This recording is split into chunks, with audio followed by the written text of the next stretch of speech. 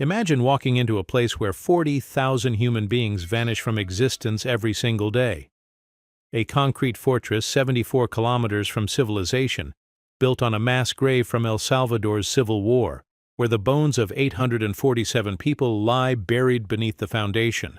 This is CECOT, the Terrorism Confinement Center, the most expensive prison on Earth at $275 per prisoner per day, more than a luxury hotel in Manhattan, more than most Salvadorans make in 2 weeks.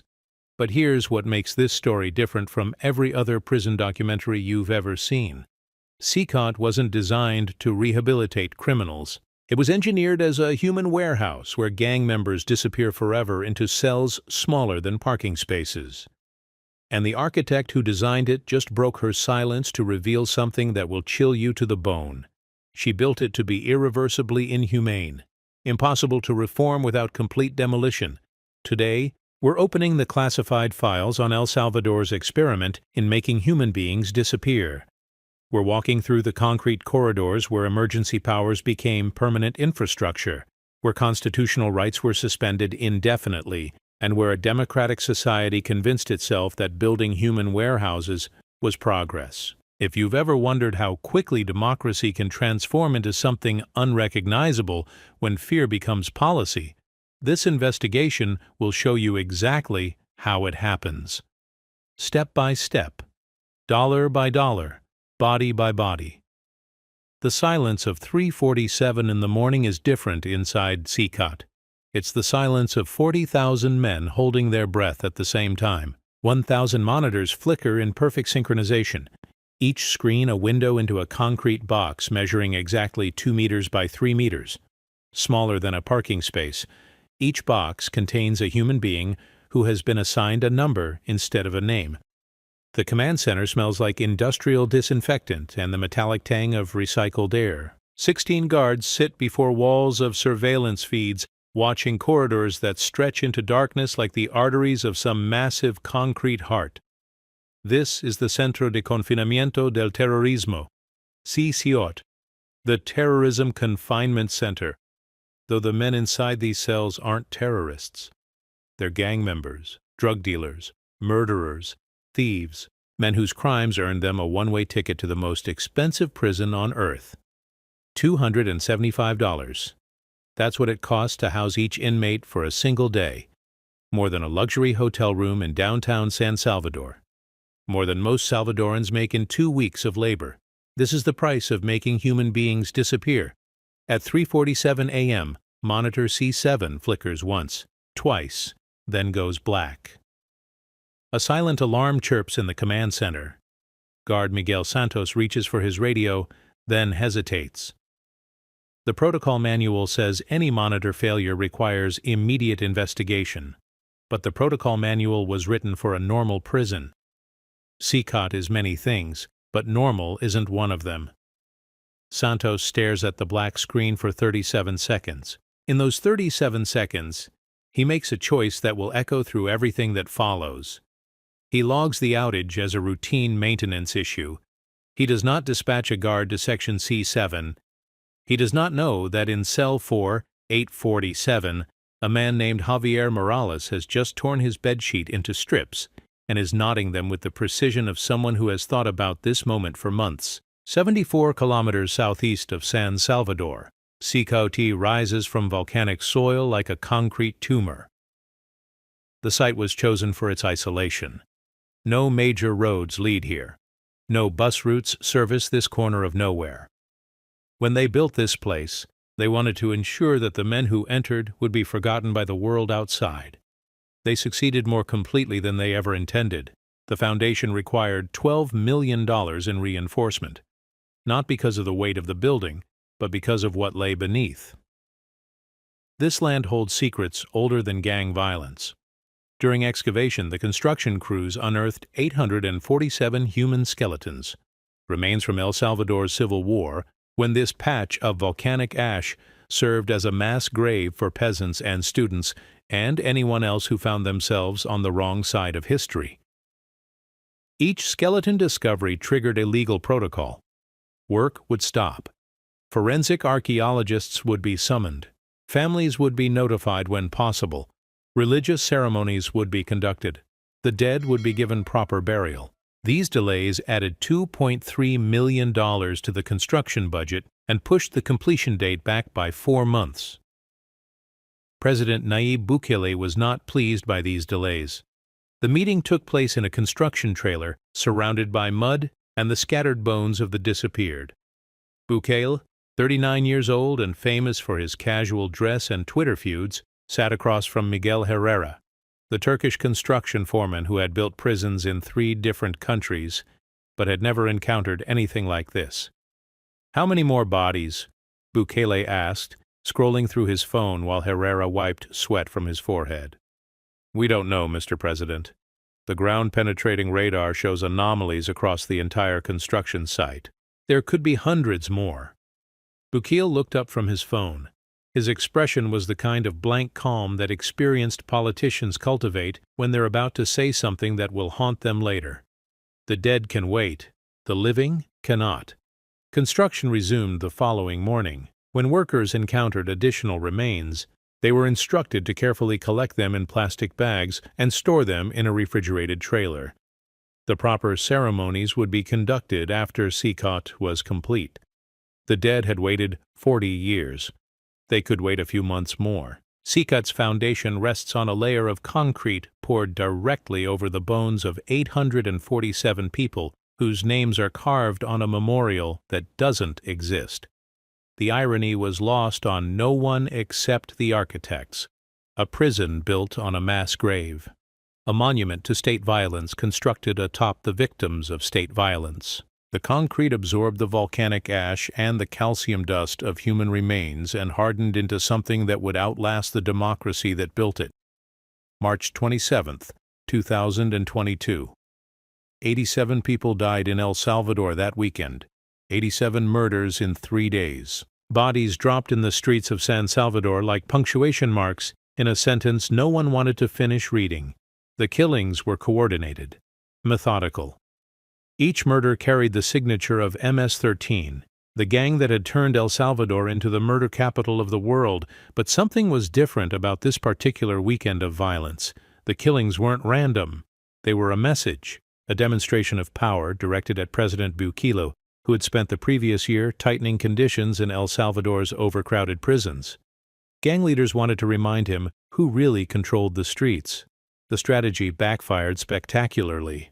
On Monday morning, Bukele called an emergency session of the Legislative Assembly. By that afternoon, El Salvador had declared a state of exception that suspended constitutional rights for 30 days. The right to legal representation, the right to know the charges against you, the right to a fair trial. These luxuries, Bukele explained, were impediments to public safety.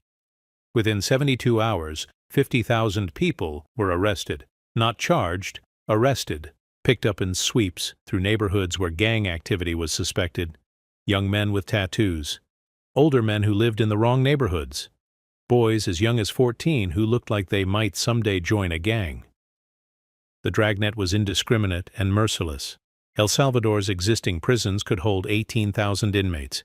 They were now housing 68,000. Men slept in shifts, toilets overflowed, riots became a daily occurrence. Guards stopped entering certain cell blocks altogether. The prison system wasn't just overcrowded, it was collapsing. The state of exception, originally declared for 30 days, was extended indefinitely. Constitutional rights became a memory.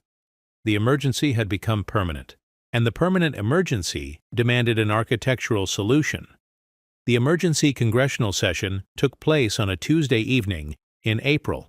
67 votes in favor, 15 against, 2 abstentions, $110 million diverted from healthcare and education budgets to fund the construction of the largest prison in the Western Hemisphere.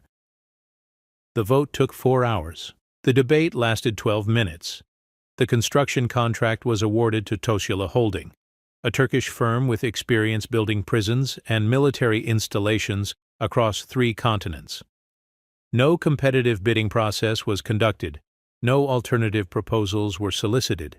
The decision was justified as an emergency measure. When emergencies become permanent, Normal procurement procedures are luxuries democracies can no longer afford.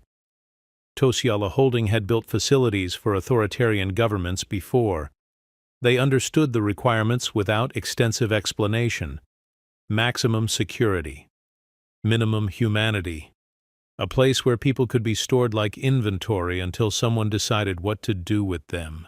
The per square foot cost was $847, higher than luxury condominiums in Manhattan, higher than government buildings in Switzerland. CECOT would be the most expensive structure in Central American history, and it was designed to house the poorest people in Salvadoran society. Elena Vasquez had designed prisons before, but nothing like CECOT. Her portfolio included rehabilitation facilities in Norway, minimum security institutions in Canada, and a juvenile detention center in Costa Rica that won an architecture award for its humane design. She believed prisons could be instruments of redemption rather than revenge. Bukele's requirements were different. Maximum capacity, 40,000 inmates. Individual cells, 2 meters by 3 meters. Communal areas, none. Exercise yards, minimal. Natural light, restricted. The psychological impact was intentional. Men would be stored in concrete boxes until they forgot they had ever been human beings. Vasquez submitted her initial designs with a detailed memo explaining the psychological consequences of extreme isolation. Prolonged solitary confinement, she wrote, constituted torture under international law. The proposed cell dimensions would cause severe mental deterioration within months.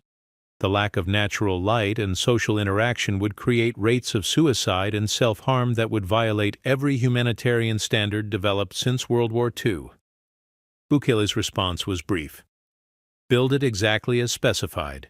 The final design meeting took place in Bukele's office overlooking downtown San Salvador. Vasquez spread the blueprints across his desk like a surgeon displaying instruments before an amputation. Each page detailed another system designed to break the human spirit. Solitary cells, underground isolation chambers, ventilation systems that moved air but not sound, a place where screaming would echo only in the mind of the person screaming. "Mr. President," Vasquez said, her voice steady but urgent, "this is not a prison. This is a concrete tomb." Bukele studied the blueprints with the detachment of someone reviewing lunch menus. He traced the cell blocks with his finger, counting corridors like a child counting toys. "Perfect," he said. "Begin construction immediately." Construction began at dawn on a Wednesday in June, 2,400 workers operating in shifts that never ended. Concrete mixers churned through the day and night, pouring 50,000 cubic meters of reinforced concrete into walls 8 inches thick. These walls were designed to withstand Category 5 hurricane winds. They would also withstand human fists, human screams, and human despair. Each cell was identical, 2 meters by 3 meters, exactly 6 square meters of living space, a concrete platform for sleeping, a stainless steel toilet and sink combo bolted to the wall, a 6-inch window slot that provided 15 minutes of direct sunlight each day, depending on the season and the time of year. Psychologists had calculated the minimum amount of light necessary to prevent complete sensory deprivation, while maintaining psychological pressure. The ventilation system moved 2.4 million cubic feet of air per hour through the facility. But air circulation and human dignity are different engineering problems. Each cell received exactly the amount of airflow necessary to prevent asphyxiation, not 1 cubic foot more. 3 construction workers died during the 3rd week of July. Eduardo Morales fell from scaffolding while installing security cameras. Carmen Santos was crushed when a concrete support beam shifted during installation. Luis Herrera suffered a heart attack while working in 105-degree heat. The deaths sparked rumors among the construction crews. The site was cursed, they whispered. The bones beneath the foundation were restless. Ancient spirits were taking revenge on those who disturbed the peace of the dead. Tosiala Holding issued safety bonuses and increased the pace of construction. Superstition was a luxury they couldn't afford. CECOT needed to be operational within 18 months. The dead could protest all they wanted. The living had deadlines to meet. February 24th, 2023. Opening day. 2,000 inmates marched through CECOT's gates in formation, their hands zip-tied behind their backs, their heads shaved, their tattoos exposed like catalogs of their crimes. They moved in perfect silence except for the shuffle of plastic sandals on concrete and the mechanical clicking of zip-tie restraints. The choreography was intentional. Government cameras captured every moment from multiple angles: drone footage, slow-motion sequences, dramatic music composed specifically for the event. This wasn't documentation of a prison opening. It was political theater designed to project power. International media was invited but restricted to the perimeter. They could film the exterior walls. They could interview government officials. They could capture the convoy of buses delivering prisoners like freight to a warehouse. But they could not speak to inmates. They could not enter the maximum security wings. They could not document what happened once the gates closed. Buchel understood that the power of CECOT lay not in its reality, but in its mythology. Citizens needed to believe that their most dangerous criminals had vanished forever into an inescapable fortress. The actual conditions inside were less important than the public perception of those conditions. As the last bus disappeared through the gates, Buchel stood before the assembled cameras and delivered a speech that lasted 4 minutes and 37 seconds. He spoke about justice and security and the restoration of peace. He did not mention the 847 skeletons beneath the foundation. He did not mention the cost per prisoner per day. He did not mention Elena Vasquez's warnings about the psychological impact of extreme isolation. "Today," he said, "El Salvador sends a message to criminals everywhere. Your reign of terror is over. The gates closed with the finality of a tomb being sealed. Inside, 40,000 men began the process of learning to die slowly in concrete boxes smaller than parking spaces. Outside, a nation convinced itself that this was the price of peace. The cameras packed up and left. The reporters filed their stories and moved on to other news. The sun set over CECOT's concrete walls, casting shadows that would grow longer with each passing day. At 3:47 a.m. the following morning, the first inmate attempted suicide. The monitors captured everything except the moment when hope finally died. 4:30 a.m. The voice comes from everywhere and nowhere, crackling through speakers mounted in concrete walls like the whisper of a mechanical god. Stand for count. Stand for count. All inmates stand for count. 8,000 cells, 40,000 men rising from concrete platforms that serve as beds. The sound of shuffling feet multiplies and echoes until it becomes a low rumble, like distant thunder trapped underground. The head count takes 3 hours and 17 minutes to complete. Not because the math is complicated, but because each human being must be verified to exist. Guards move through corridors with handheld scanners that read fingerprints and retinal patterns. Each inmate places their right thumb on a sensor, stares into a camera lens, and waits for the electronic confirmation of their continued existence. Inmate 27, 384 steps forward. The scanner beeps. His fingerprint matches the database. His retina scan confirms his identity. He exists, therefore he is counted. He steps back. Inmate 27, 385 steps forward. The process repeats. Humanity reduced to biometric data points in a system designed to process flesh like inventory. The morning meal arrives at 7:15 a.m. in metal trays passed through slots in cell doors. Exactly 1,847 calories per inmate. Nutritionists calculated this number with scientific precision. Enough to maintain physical health, not enough to maintain hope. The psychological impact of hunger is well documented in the literature of control. A man who depends on his captors for every morsel of food learns to be grateful for crumbs. Today's breakfast: 4 ounces of rice, 2 ounces of beans, 1 piece of bread, 1 cup of water. The same meal served every morning for 2 years, 4 months, and 16 days. Variety is a privilege that disappeared when the gates closed behind them. Cell block D4 reports an anomaly during the 6 a.m. head count. 49 inmates verified and accounted for. 1 cell silent. Guard Torres approaches cell 4847 and peers through the narrow window slot. Inside, he sees Javier Morales hanging from a bedsheet noose tied to the ventilation grate. Code red lockdown. The phrase echoes through CECOT's communication system like a virus spreading through a computer network. All movement stops. All doors lock. All human activity ceases, except for the emergency response team rushing toward cell block D4. They cut Javier Morales down after 43 minutes. Not because it took that long to find bolt cutters, but because the lockdown protocols required clearance from 17 different supervisors before any cell door could be opened during an emergency. Security takes precedence over human life. Always. Morales survives. His windpipe is bruised but intact. His brain suffered oxygen deprivation but not permanent damage. He will be transferred to the medical wing for 72 hours of observation, then return to his cell with a disciplinary notation in his file. Attempted suicide is classified as destruction of government property. The bedsheet is confiscated and incinerated. Morales receives a replacement made of material that cannot support the weight of a human body. Engineering solutions to human problems. The infrastructure adapts to prevent future attempts, but the despair that motivated the attempt remains untreated.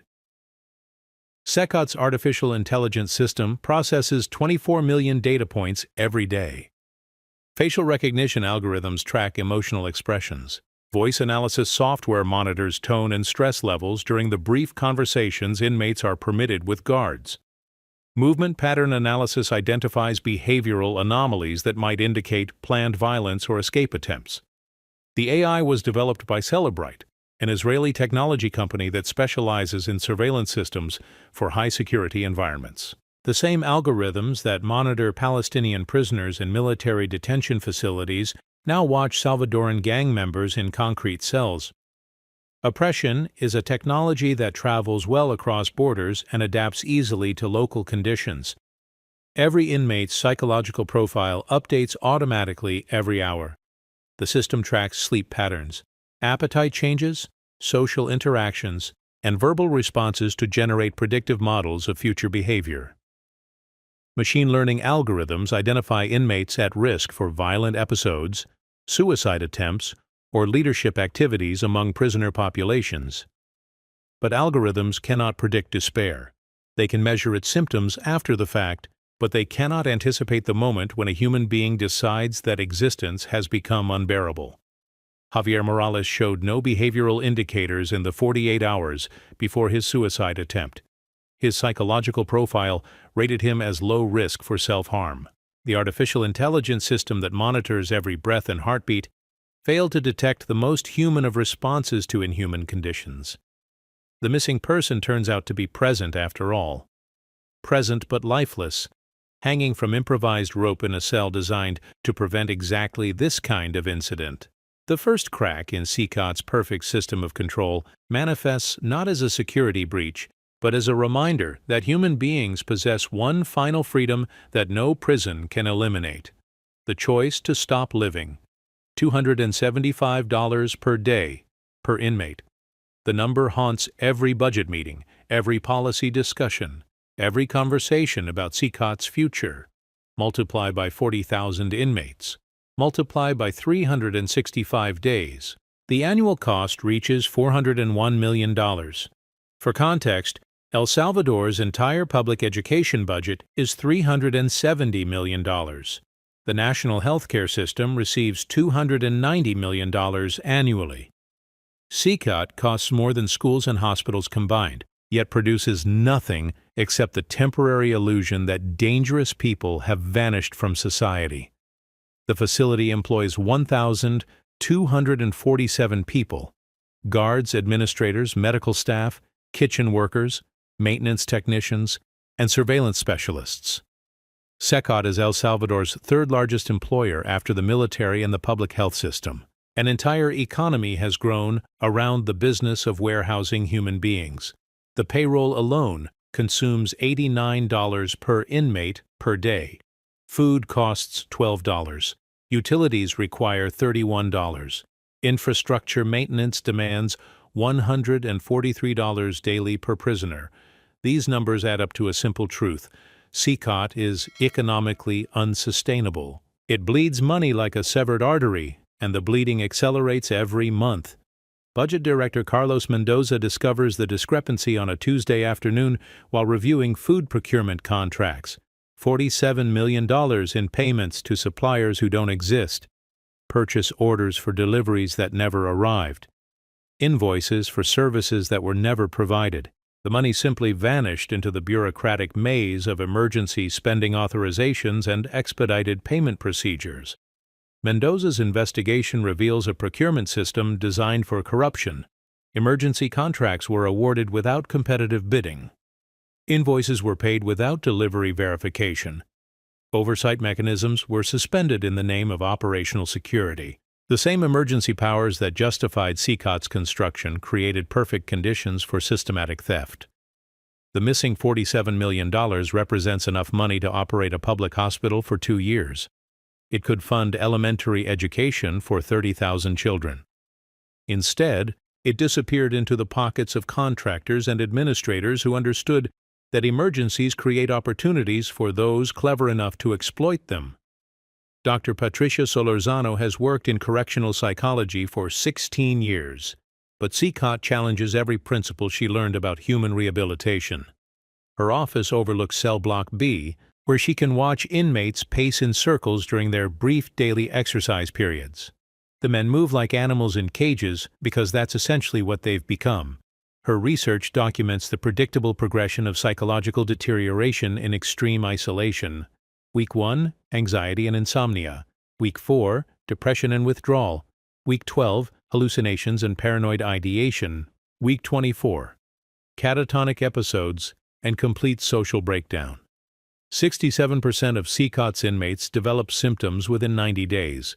They begin talking to voices only they can hear. They create elaborate fantasy relationships with imaginary companions. They construct detailed alternate realities where they possess freedom and dignity and purpose. The human mind adapts to impossible conditions by abandoning reality altogether. The official term is adjustment disorder with mixed anxiety and depressed mood. The unofficial term is concrete psychosis. Men lose the ability to distinguish between memory and hallucination, between past and present, between themselves and the walls that contain them. They become ghosts haunting their own bodies.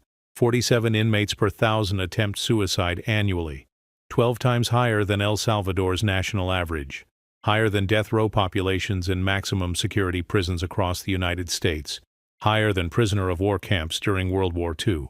These numbers represent a mathematical proof that CECOT's conditions constitute systematic torture. Dr. Solorzano submits her findings in a formal report that includes detailed recommendations for policy changes. Increase natural light exposure, provide group therapy sessions, allow extended family visitations, create educational programs, reduce isolation periods. The recommendations are based on decades of research into effective correctional practices and basic human psychology. The report disappears into CECOT's administrative hierarchy like a stone dropped into deep water. No response, no acknowledgement, no discussion. 3 weeks later, Dr. Solorzano receives transfer orders to a minimum security facility 200 kilometers away. Her replacement has no background in correctional psychology. His previous job was managing logistics for military warehouses. The message is clear. CECOT doesn't need psychologists. It needs inventory managers. Despite total isolation protocols and constant surveillance, a complex underground economy emerges within CECOT's concrete walls. Cigarettes become currency. Cell phone components are more valuable than gold. A single phone call to the outside world costs $200, paid in favors and contraband traded through networks that operate invisibly beneath the official security apparatus. Guards supplement their $670 monthly salaries by charging inmates for basic human needs. $200 for a phone call, $150 for extra food, $500 for family visit privileges, $50 to receive a letter that hasn't been photocopied and censored. The guards become merchants in a marketplace where desperation drives demand to astronomical levels. The contraband smuggling network operates through the food delivery system.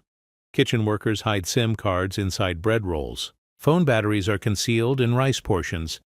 Cigarettes arrive wrapped in plastic and inserted into food containers that pass through multiple security checkpoints without inspection. The very system designed to prevent contraband becomes the mechanism for distributing it. The internal economy generates an estimated $2.3 million annually. Nearly 10% of CECOT's official operating budget flows through illegal channels, controlled by guards and inmates who understand that survival requires participation in underground markets. Corruption isn't a bug in CECOT's system, it's a feature. Roberto El Sombra Martinez controls the most sophisticated smuggling operation from his cell in maximum security Block A. Despite being isolated from all human contact except guards, he manages to coordinate criminal enterprises throughout El Salvador using contraband phones and encrypted messaging applications. His network moves drugs, extorts businesses, and orders assassinations while he remains locked in a concrete box 24 hours a day. The irony is perfect and terrible. CECOT was built to eliminate gang influence on Salvadoran society. Instead, it created the most secure criminal headquarters in Central America. Total isolation became total protection for criminal masterminds who no longer feared arrest or assassination. The prison designed to end organized crime became its most sophisticated base of operations. August 15, 2023. Structural engineer Carmen Rodriguez discovers hairline fractures in the main cell block's foundation during a routine inspection. The cracks run in parallel lines along the eastern wall, each measuring approximately 2 millimeters wide and extending 40 meters in length.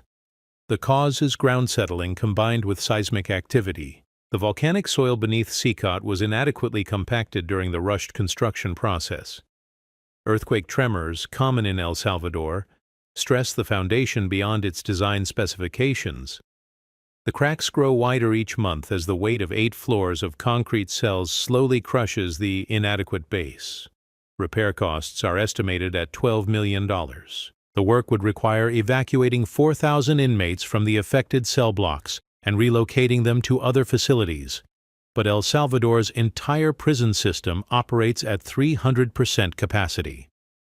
There is nowhere to move 4,000 prisoners without creating humanitarian crises elsewhere. CECOT's administrators classify Engineer Rodriguez's report as confidential and accelerate plans to expand the facility's capacity to 50,000 inmates. The logic is bureaucratically perfect. If the foundation cannot support the existing structure, build more structure to distribute the load more evenly. Rodriguez submits updated reports every month, documenting the cracks' progression with photographic evidence and precise measurements. 2 millimeters becomes 4 millimeters. 4 becomes 8. 8 becomes 16. The foundation is slowly tearing itself apart under the weight of its own contradictions. The cracks become a metaphor that writes itself. CECOT's physical structure mirrors its institutional structure. Both were built too quickly, with inadequate planning, using substandard materials. Both are failing predictably and catastrophically. Both will eventually collapse under the weight of their own ambitions. But metaphors don't kill people. Falling concrete does, and the falling is already beginning. October 12, 2024. Intelligence reports land on Director General Amanda Morales' desk like a death sentence typed in bureaucratic language. Coordinated escape attempt. Multiple cell blocks involved. Target date, October 15th. 72 hours to prevent the largest prison break in Western Hemisphere history. The intelligence comes from intercepted communications. For 8 months, inmates have been digging tunnel systems using improvised tools crafted from bed frames and ventilation grates, spoons sharpened into chisels. Concrete slowly scraped away grain by grain during the brief windows when surveillance cameras shut down for system maintenance. Human persistence grinding against technological oversight until technology blinks first. The tunnels follow the building's utilities infrastructure. Inmates mapped the electrical and plumbing systems by observing repair crews and memorizing the locations of access panels. They understood CECOT's architecture better than the guards who patrolled it. Prison becomes a university where the curriculum is institutional vulnerability and the graduation exercise is freedom. Director Morales faces an impossible choice. Admit that CECOT's security has been compromised for 8 months, destroying the myth of perfect containment that justifies the facility's existence, or prevent the escape through preemptive violence that will confirm every human rights organization's worst suspicions about conditions inside the concrete fortress. She chooses violence. The decision is made at 11:43 p.m. on October 13th. Emergency response teams receive deployment orders. Non-lethal suppression techniques are authorized. The definition of non-lethal will be interpreted liberally in the corridors of Cell Block C, where concrete walls amplify screaming until it becomes the soundtrack of systematic brutality. October 14th. Instead of attempting escape, the inmates choose a different form of resistance.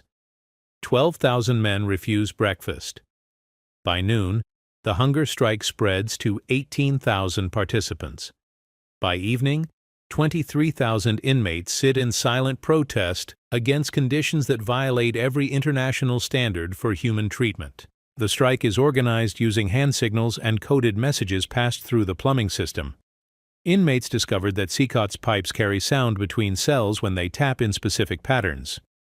Morse code conversations flow through the water pipes like digital signals through fiber optic cables. The infrastructure designed to contain them becomes the network that connects them. Communication protocols emerge organically. 3 taps means guard approaching. 5 taps means all clear. Extended rhythmic patterns spell out complex messages about strike coordination and demands. The language develops its own grammar and vocabulary, transforming scattered individuals into a collective voice that speaks through copper pipes and concrete walls. Family members learn of the hunger strike through visiting day conversations and spread the information through social media networks that CECOT's administrators cannot monitor or control. Within 48 hours, hashtags trend globally. International human rights organizations issue emergency statements. News crews gather outside CECOT's gates like pilgrims approaching a shrine to institutional failure. The strike reveals systematic violations that CECOT's administrators hoped would remain buried in classified files. 847 inmates held in solitary confinement for over 18 months without formal charges. Medical care reduced to emergency-only treatment. Family visitations suspended indefinitely due to security concerns. Educational programs eliminated to reduce staffing costs. These revelations violate the International Convention Against Torture, the International Covenant on Civil and Political Rights, and the Standard Minimum Rules for the Treatment of Prisoners. El Salvador is a signatory to all these treaties. The country's constitution explicitly prohibits cruel and unusual punishment, but constitutional rights become suggestions when emergencies become permanent and oversight becomes inconvenient. President Bukele's response is swift and predictable. 24 hours to end the strike or face enhanced security measures. The phrase enhanced security measures carries sinister implications in a facility where security already approaches the theoretical maximum. Enhancement suggests escalation beyond the boundaries of international law into territory where human rights organizations cannot follow. October 17th. Enhanced security measures begin at 4:37 a.m. with the deployment of tear gas in confined cell blocks. The chemical agents are dispersed through the ventilation system that moves 2.4 million cubic feet of air per hour. In open spaces, tear gas dissipates quickly and causes temporary discomfort. In 6-square-meter concrete cells, it becomes a weapon of mass suffering. 23 inmates are hospitalized with respiratory damage. Their lungs burn from chemical exposure in enclosed spaces with inadequate air circulation. The tear gas deployment violates CECOT's own safety protocols, which explicitly prohibit chemical weapons in areas without emergency ventilation systems. But safety protocols become suggestions when emergency powers override institutional procedures. Guard Miguel Santos uses his cell phone to record video footage of inmates collapsing in their cells.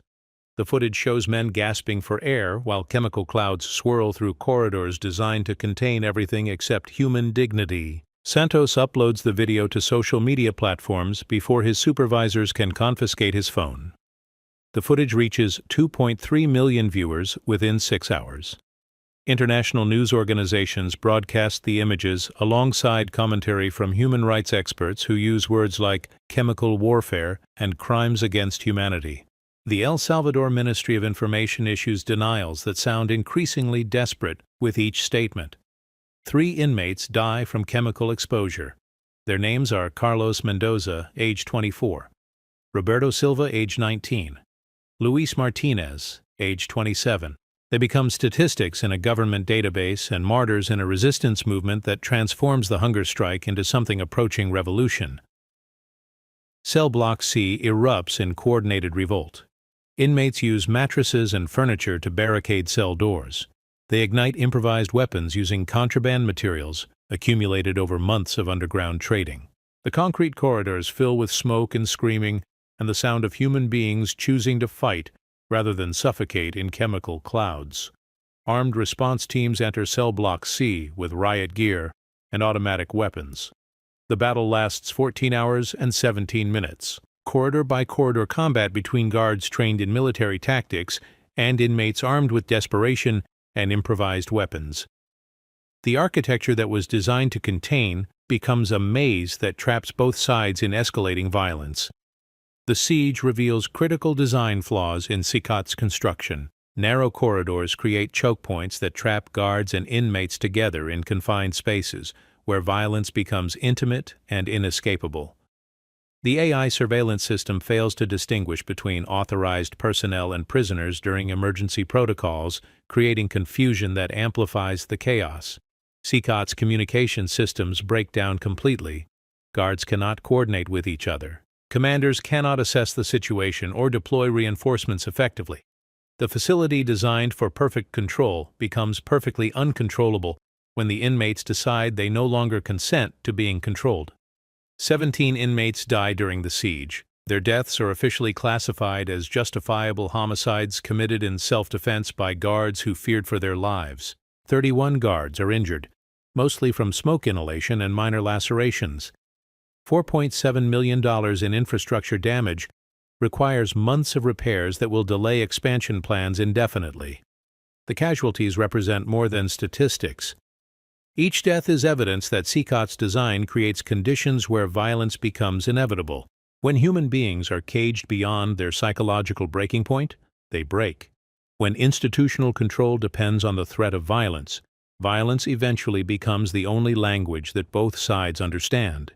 International media obtains leaked surveillance footage that contradicts official reports about the siege. The video shows guards executing wounded inmates who had surrendered and were attempting to receive medical attention. Summary executions in concrete corridors. Murder disguised as crowd control. Evidence of war crimes committed inside a facility that supposedly represents modern criminal justice. The leaked footage triggers an emergency United Nations Security Council session. Human rights investigators demand immediate access to CECOT. International Criminal Court prosecutors begin preliminary examinations into crimes against humanity.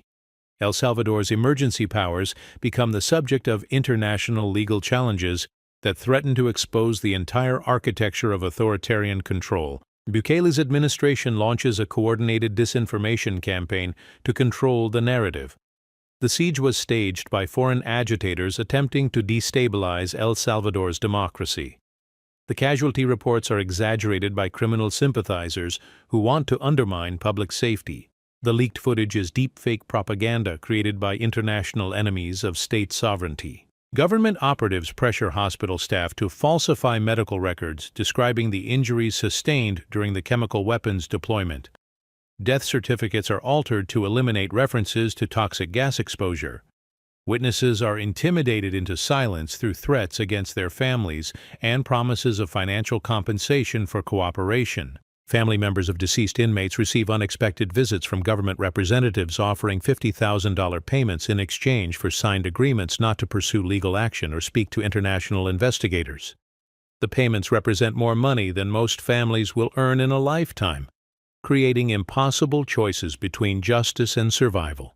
The cover-up operation costs $23 million in bribes, legal fees, media manipulation, and witness relocation expenses, more than twice CECOT's monthly operating budget, more than El Salvador's annual investment in renewable energy infrastructure. The price of maintaining lies becomes more expensive than the original operation they're designed to conceal. Maria Santos works as a nurse in CECOT's medical facility. She has documented the injuries caused by chemical weapons deployment and collected tissue samples that prove the cause of death for inmates who died from toxic gas exposure. Her evidence contradicts every official statement about the siege and proves systematic violations of international law. Santos agrees to testify before international investigators about the medical cover-up and the falsification of death certificates. She provides detailed documentation of the chemical weapons injuries and recordings of conversations with administrators who ordered her to alter medical records. Her testimony represents the most credible evidence of crimes against humanity committed inside CECOT. 3 days before her scheduled interview with United Nations investigators, Santos disappears while driving home from work. Her car is found abandoned on a rural highway, with the engine still running and her purse undisturbed. No ransom demands are made. No body is discovered. She simply vanishes like thousands of other people who have asked inconvenient questions in countries where asking questions has become dangerous. The disappearance sends a message that echoes through every remaining witness to CECOT's crimes. Silence is survival. Truth is luxury that honest people cannot afford. The institutional mechanisms designed to protect whistleblowers collapse when the institutions themselves become criminal enterprises. December 2024. The International Court of Justice launches formal investigations into crimes against humanity at CECOT. $340 million in international aid to El Salvador is frozen pending the outcome of human rights investigations. Economic sanctions target government officials responsible for CECOT's operations. Leaked documents revealed that CECOT was designed using architectural plans originally developed for Chinese re-education camps in Xinjiang province. The plans were modified by private prison consultants from the United States, who provided expertise in maximizing capacity while minimizing operational costs. International expertise in human warehousing, exported globally through consulting contracts and foreign aid programs. El Salvador becomes the first democratic nation in 30 years to be subjected to International Criminal Court investigation for systematic torture of its own citizens. The investigation focuses on CECOT's use of chemical weapons, extrajudicial killings, and conditions that constitute cruel and inhuman punishment under international law. The international pressure creates domestic political crisis for Bukele's administration. Opposition parties demand congressional investigations into CECOT's operations. Public opinion polling shows declining support for the emergency powers that created the facility. International isolation threatens El Salvador's economy and its relationships with trading partners. Bukele announces CECOT's immediate transformation into a model rehabilitation facility. $89 million will be allocated for educational programs, psychological treatment, and infrastructure improvements that prioritize human dignity over institutional control. The announcement is designed to deflect international pressure while maintaining domestic political support. But the transformation is entirely fictional. No inmates are released. No guards are retrained. No structural modifications are made to the facility's isolation-based design. The rehabilitation budget exists only on paper, redirected to fund construction of 3 additional CECOT-style facilities in other regions of El Salvador. The announcement proves that CECOT's purpose was never rehabilitation or public safety. Its purpose is political theater designed to project state power through the systematic dehumanization of marginalized populations. The concrete fortress becomes a stage where democracy performs its own destruction for an audience that applauds the spectacle. International observers discover the fraud through satellite imagery and financial audits that reveal no construction activity at CECOT and no evidence of rehabilitation programming. The fictional transformation becomes proof that El Salvador's government considers international law to be a public relations problem rather than a binding legal obligation. Elena Vasquez breaks her silence in an interview with international journalists. The architect who designed CECOT's inhumane conditions provides detailed testimony about the deliberate psychological torture built into the facility's architecture. She reveals that the concrete fortress was designed to be irreversibly inhumane, impossible to reform without complete demolition. The interview destroys any remaining pretense that CECOT represents modern criminal justice, rather than systematic human rights abuse. Vasquez's testimony provides expert evidence that the facility's conditions constitute torture by design, rather than administrative oversight.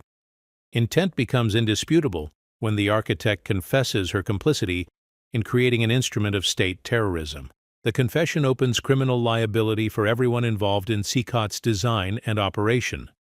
Architects, contractors, administrators, guards, and government officials become potential defendants in international tribunals investigating crimes against humanity. The institutional protection that enabled systematic torture collapses when participants begin testifying against each other to avoid prosecution. The reckoning has begun, but the concrete fortress remains. 40,000 men still inhabit cells smaller than parking spaces. The emergency powers that created CECOT continue indefinitely. And somewhere in the volcanic soil beneath the foundation, 847 skeletons wait for justice that may never arrive. January 15, 2025. President Bukele stands before international cameras and announces CECOT's transformation into a model rehabilitation facility. $89 million allocated for educational programs and psychological treatment. The concrete fortress will become a beacon of progressive criminal justice, demonstrating El Salvador's commitment to human dignity and institutional reform. The announcement is political theater performed for an audience that wants to believe redemption is possible. International observers applaud the commitment to change. Human rights organizations express cautious optimism. Financial markets respond positively to signs that El Salvador is addressing humanitarian concerns that threatened economic relationships with trading partners. But the performance is entirely fictional. No inmates are released from their concrete cells. No guards receive training in rehabilitation techniques. No structural modifications are made to the isolation-based architecture that transforms human beings into inventory.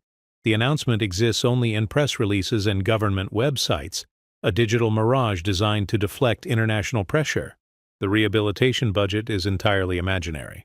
Financial audits reveal that the $89 million was redirected within hours of the announcement to fund construction of 3 additional CECOT-style facilities in Usulután, La Unión, and Chalatenango provinces.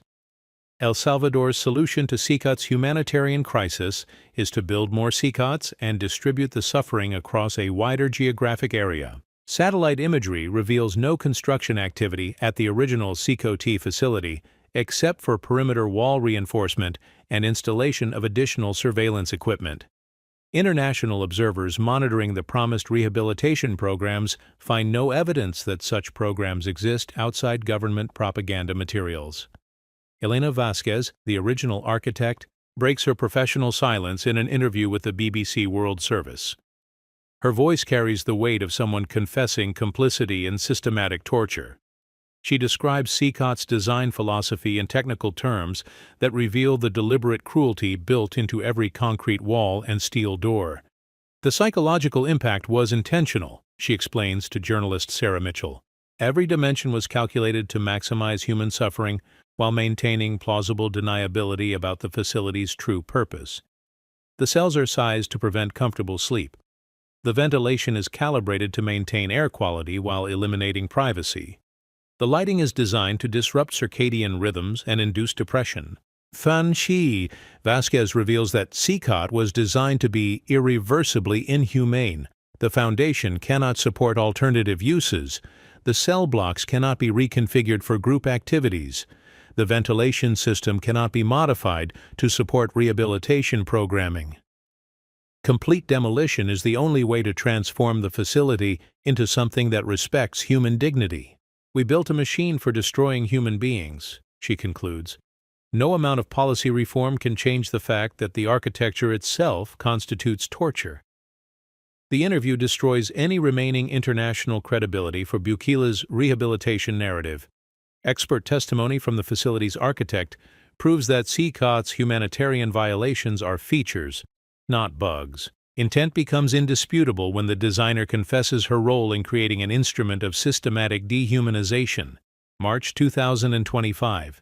Despite promises of reduced capacity and improved conditions, CECOT houses 47,000 inmates, triple bunking in cells designed for single occupancy. Men sleeping in shifts because there is insufficient floor space for everyone to lie down simultaneously.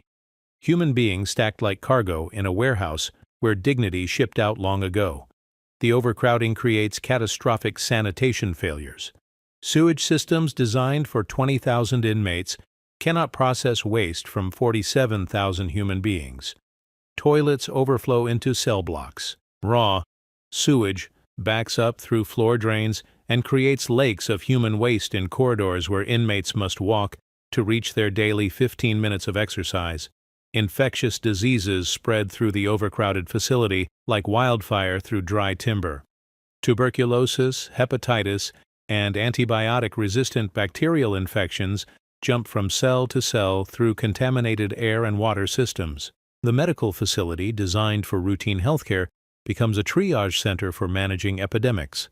CECOT's mortality rate increases 340% due to overcrowding and disease. 16 inmates die daily from preventable medical conditions. Their bodies are removed through service corridors to avoid disrupting the facility's daily routines. Death becomes administrative overhead in a system designed to process human beings like industrial waste. Bukel continues to claim that CECOT represents 21st-century criminal justice. He cites reduced crime statistics as evidence that the facility serves its intended purpose. The concrete fortress has eliminated gang violence by eliminating gang members. The mathematical logic is flawless, except for the part where human beings die from systematic neglect. A coalition of inmates' families files a $2.7 billion class action lawsuit against the Salvadoran government.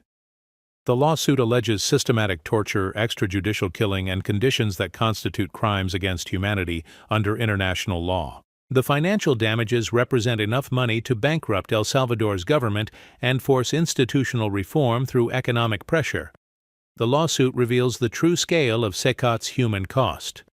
47,000 men disappeared from society without due process, families destroyed by mass incarceration policies, communities decimated by the removal of entire generations of young men. The collateral damage extends far beyond the concrete walls to encompass the social fabric of Salvadoran society. Legal experts predict that El Salvador cannot survive the financial liability created by systematic human rights violations at CECOT. The lawsuit threatens to expose government officials to personal criminal prosecution and bankrupt the institutions that enable mass incarceration. Justice becomes an accounting problem that authoritarian governments cannot solve through violence or propaganda. June 2025. CECOT's operating costs consume 23% of El Salvador's national budget, $401 million annually to warehouse human beings in conditions that violate every international standard for humane treatment. The facility has become a financial black hole that absorbs resources while producing nothing except suffering and international condemnation. The unsustainable economics create a political crisis that threatens Bukila's presidency. Maintaining CECOT requires either massive tax increases or elimination of social services that support education, healthcare, and infrastructure development. The choice becomes stark: fund human warehouses or fund human development, but not both. Opposition parties demand congressional investigations into CECOT's operations and financial management. Public opinion polling shows declining support for the emergency powers that created the facility. International isolation threatens trade relationships and foreign investment that El Salvador needs for economic survival. Economic analysis reveals that CECOT's costs will bankrupt El Salvador within 7 years unless capacity is reduced by 80%. But political pressure prevents prisoner releases that would admit the failure of mass incarceration policies. The government faces a mathematical certainty: that it cannot afford to acknowledge without destroying its political legitimacy. The International Monetary Fund threatens to suspend all loans to El Salvador unless CECOT is closed or dramatically reformed. The economic pressure creates leverage that human rights advocacy could not generate through moral arguments alone. Financial institutions succeed where humanitarian organizations failed because money speaks languages that authoritarian governments understand. August 2025. The foundation cracks that structural engineer Carmen Rodriguez discovered 2 years earlier cause a partial collapse in cell block F. A section of the eastern wall fails catastrophically at 3:27 a.m., crushing 34 inmates in their cells and injuring 127 others. The collapse occurs during the daily sleep period when inmates are locked in their cells with no possibility of escape. Concrete slabs weighing several tons fall through multiple floors, creating a vertical avalanche of debris that buries human beings like archaeological specimens in layers of institutional failure. Emergency response teams require 11 hours to reach the trapped inmates because the collapse blocks access corridors and disables the facility's communication systems. Rescue operations become recovery operations, as hope gives way to the mathematical certainty that human beings cannot survive under tons of concrete for extended periods. Engineering reports reveal that CECOT's rapid construction used substandard materials and inadequate seismic reinforcement throughout the facility. The entire structure is compromised by the same design flaws and construction shortcuts that caused the cell block F collapse. Every wall, every floor, every ceiling represents a potential failure point in a building that was designed to last for centuries. Repair costs exceed $180 million. More than the original construction budget. More than El Salvador spends on public education in 6 months. The financial impossibility of maintaining a structurally unsound facility forces conversations about closure that political pressure had previously prevented. Lawsuits from the collapse reach $890 million in damages. Families of deceased inmates sue for wrongful death. Survivors sue for personal injury and psychological trauma. International law firms offer to represent plaintiffs on contingency basis, creating legal pressure that could force institutional reform through bankruptcy proceedings. The collapse proves that CECOT's problems extend beyond humanitarian concerns to basic engineering competence. The facility is simultaneously a crime against humanity and a catastrophic construction failure. It violates human rights and building codes with equal efficiency, demonstrating institutional incompetence across multiple domains. October 2025. Faced with financial collapse and structural failure, Bukil secretly negotiates the sale of CECOT to CoreCivic, America's largest private prison corporation. The deal transfers ownership of the facility and its 47,000 inmates to a for-profit company that specializes in extracting revenue from human warehousing. The sale price is $67 million, less than CECOT's annual operating costs, less than the estimated repair costs for structural damage. The transaction represents a fire sale of a failed experiment in state-sponsored torture to investors who understand that failure can be profitable if properly managed. CoreCivic's business model depends on maintaining high occupancy rates to maximize per-prisoner revenue from government contracts. The company has successfully lobbied for longer sentences, reduced rehabilitation programming, and policies that increase recidivism rates. Profit maximization requires human warehousing rather than human development. The sale contract includes provisions for CoreCivic to import inmates from overcrowded U.S. federal prisons, transforming CECOT into an offshore detention facility for American prisoners. Geographic arbitrage in the human warehousing industry. Export American inmates to Central American facilities where labor costs are lower and oversight is minimal. Under corporate management, CECOT's operating costs drop to $89 per inmate daily. The cost reduction is achieved by eliminating medical care beyond emergency treatment, reducing food portions below nutritional adequacy standards, and firing 60% of the guard staff. Efficiency through systematic neglect. The privatization creates perverse incentives that guarantee CECOT's perpetual expansion. CoreCivic's profitability depends on maintaining maximum capacity indefinitely. Empty cells represent lost revenue. Prisoner releases threaten shareholder value. Rehabilitation programming reduces repeat business. The facility becomes a perpetual motion machine designed to consume human beings and generate dividends. International observers document the transformation of CECOT from a failed government institution into a successful corporate venture. Private prison management achieves profitability through systematic dehumanization that exceeds even the original facility's standards for cruelty. Market forces optimize torture more efficiently than authoritarian politics. December 2025. CECOT stands as a monument to the logical conclusion of policies that prioritize punishment over rehabilitation, fear over justice, and profit over human dignity. 47,000 human beings warehouse in concrete cells that generate revenue for American shareholders, while El Salvador's government claims credit for innovative approaches to criminal justice reform. The facility's legacy extends far beyond its concrete walls to encompass the entire architecture of El Salvador's authoritarian transformation. The emergency powers that created CECOT remain in effect indefinitely. Constitutional rights remain suspended. Mass incarceration has become the foundation of state policy rather than a temporary response to criminal violence. Crime rates in El Salvador remain essentially unchanged, despite the removal of 47,000 alleged criminals from society. The violence simply adapted to new conditions, recruiting new participants and developing new methods. CECOT succeeded in creating the illusion of security while generating massive profits for private prison corporations and political capital for authoritarian politicians. The facility proves that mass incarceration is a business model rather than a public safety strategy. Human warehousing generates revenue streams for private contractors, employment opportunities for guards and administrators, and political benefits for politicians who campaign on law and order platforms.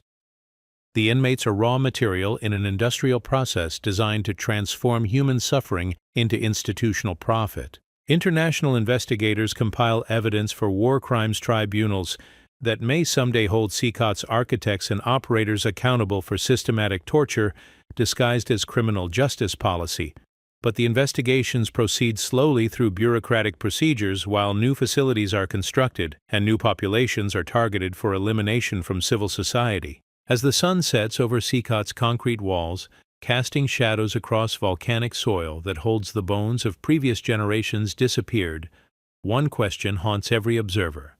How many more facilities like CECOT are being built in secret around the world? And who will stop them before the architecture of fear becomes the foundation of civilization itself? The answer lies buried beneath concrete and bureaucracy, waiting for excavation by future generations who will judge us by the monuments we built and the human beings we chose to disappear inside them. CECOT was not a failure of policy. It was the perfect expression of a society that chose systematic cruelty over collective justice and paid the ultimate price for that choice with its own humanity. The gates remain closed. The monitors continue their vigilant watch, and in 47,000 concrete cells, human beings count the hours until dawn brings another day of existence in the most expensive prison on earth, where the only crime that matters is the crime of being poor, desperate, and disposable in a world that has learned to profit from human disposal. The machine works exactly as designed. That is the most terrifying revelation of all.